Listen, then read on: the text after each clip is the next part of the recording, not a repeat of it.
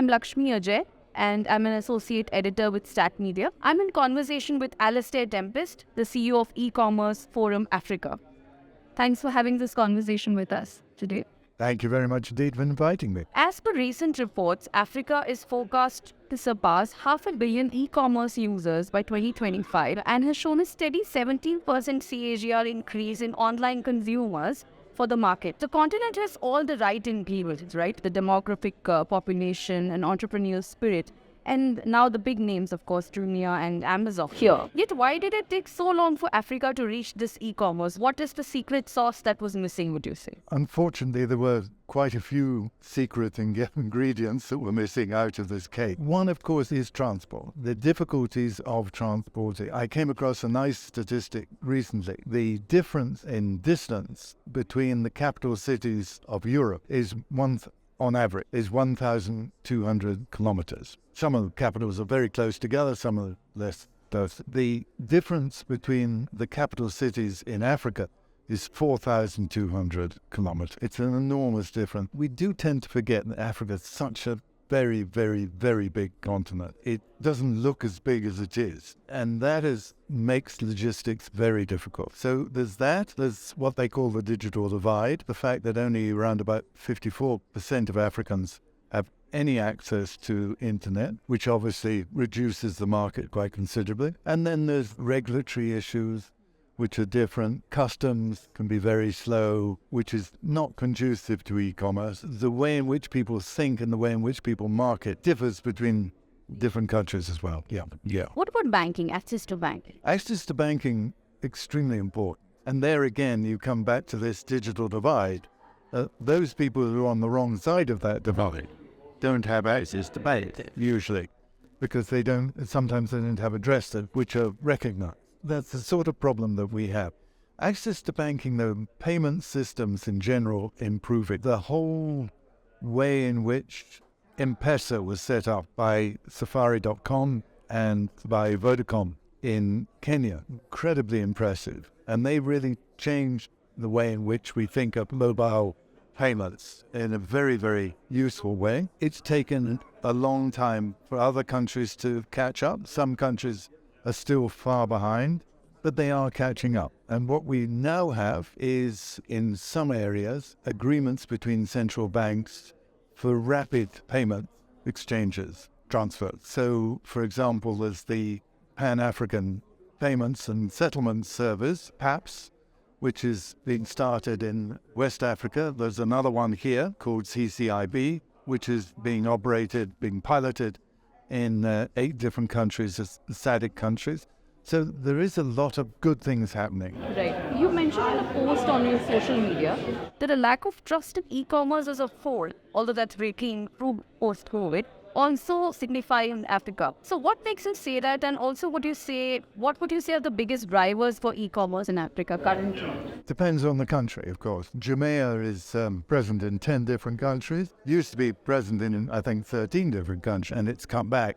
You've got Amazon, who is present through other systems and through their own system. Of course, we've got Alibaba, particularly in East Africa. Here we have Takealot, which is very much a South African company so far, but probably will grow as well.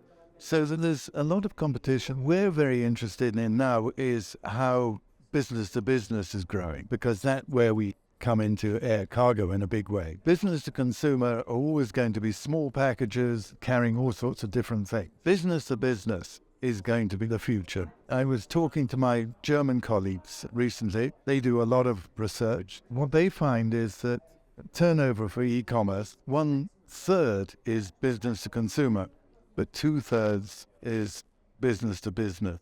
So it's like the iceberg. People look at the iceberg and they just see business to consumer, but underneath is this enormous business to business, which means really bulk cargo moving around the place. According to you, at what stage of evolution is the e-commerce in the African continent currently? And any interesting trends that you know? Biggest trend that we noticed over COVID, and perhaps we missed it before, but certainly it became very obvious during the COVID days, is social commerce. That is small companies, it can be big companies as well, but mainly small companies, sole proprietors, artisans, craftsmen and things like that who are using Facebook Marketplace. TikTok become incredibly important now. TikTok is really taken over from everyone. It's amazing. Instagram, YouTube, all these different social media. And they are, let me take an example. So one of the big things here is informal trading. So informal trading is incredibly important in Africa, even in relatively large countries like South Africa. Informal trading is very important. Informal trading between countries also has always existed. So if you go and sit at a border anywhere, you'll see ladies carrying on their heads everything from plastic basins to clothes or whatever. Informal trading. They're using WhatsApp groups. So their seller in, let's say, Zambia, sending a message to informal trader in Zimbabwe, please bring me, this is what I want for today. I need more plastic buckets or whatever it is. That's a form of e-commerce. Basic form, but it's a form. And it's working very well. What are some challenges, the bottlenecks that you see that can stunt the growth of e-commerce in Africa? One of the biggest for cross-border is customs facilitation. Although, as we all know, you can have smart contracts based on blockchain, which are incredibly effective, seamless, etc. You can have pre-clearance, e-documentation, all this sort of thing. When it comes to frontiers, very often the exporter is told, where's your paper waybill? Deeply. Not the labeling, the waybill, the actual documentation in paper. Oh, it's been sent to you in email. No, that's not good enough. I want to see it in paper. So this delays things very much, and that's one of the big problems. So it's some people are working on. African Free Trade Area is now working on a protocol on digital trade. A lot of that is talking about member states must recognize e-documentation, must recognize smart contracts, etc. Right. And you also made a point about the challenges in selling across frontiers due to national central banks and taxation authorities' regulations. Would you like to expand? Continues to be a big problem. National central bank, very often very conservative in how they approach things. So very often they take an extremely bureaucratic view, let's say, of remittances from abroad. If you get a remittance from abroad, you've got to go and you've got to say why you have that remittance, what it's for, etc. That's caused two problems. The first one is that there are actually some countries who don't recognize their neighbors' currency. Between Rwanda and Uganda, for example, this thing which they don't recognize each other's currency. Well, they didn't. That's one side of it. But the other side is that if I'm the e-shop and I'm selling, let's say, to Tanzania, it's better for me, faster for me, to go quote in dollar and deal with it through dollar than through national currency. That has a lot of issues involved in it. Not least of all, it's a much slower system. So if I'm selling something and it has to be translated or exchanged into dollars and then back out of dollars into a national currency and then back, it's ridiculous. The only people who benefit are, of course, the almighty dollar, which benefit. I believe the recent successes enjoyed by e-commerce in Africa is also closely linked to women entrepreneurs and women consumers, right? Could you tell me how women's participation in e-commerce has aided its growth and how online platforms can benefit from women business owners? We see an enormous amount of women entering into the e-commerce space, particularly into social commerce. Facebook did a study in 2020 in which it showed the majority of people using social commerce or selling by social commerce in 8 different African countries were women. Secondly, they were much better adapting. So if there was an issue, like, for example, a lack of product, they would adapt quickly to that. Development of women is very important. However, having said that, if we look at the stats for new companies, new tech companies, only about 3% are owned by women. So that's not so good in the tech world in general, not including e-commerce. And to also speak to us briefly about how your organization is doing, what are its activities in the fast-growing sector of commerce in Africa, and what are its primary activities? Primary tasks are, number one, to represent the sector. So on the African level, we talk to the African Union, the African Free Trade Area Secretariat, which has started 2 years ago and is working very hard. We also talk to the UN bodies like the UN Economic Commission for Africa, UNCTAD, UNIDO, the WTO, and represent our sector to them.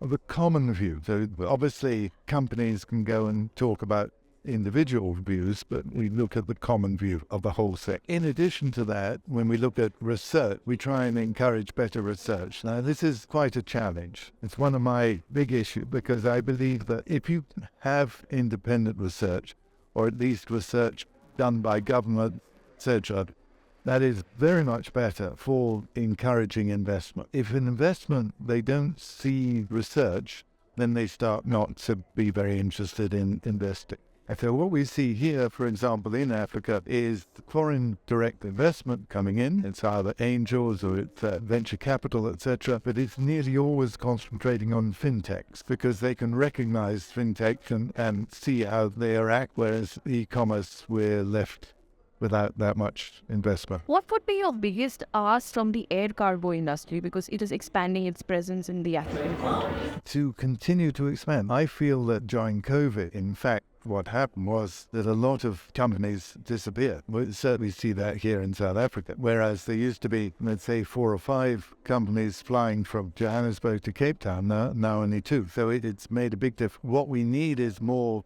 local carriers. There was a very interesting study done recently by the African Development Bank. I don't have exact figures, but what they did was they looked at infrastructure and they said for the roads that are needed, trillions of dollars is needed in infrastructure. For railways, less. For seaports, less. The cheapest way of actually getting over the infrastructure problem is airline. So if we can concentrate on that and get more airlines involved, more interest in looking at connecting different cities and things like that, that would reduce prices as well, of course, and that's very important too. So increase their presence in African. Exactly, yeah. Thank you for having this conversation. Thank you very much indeed.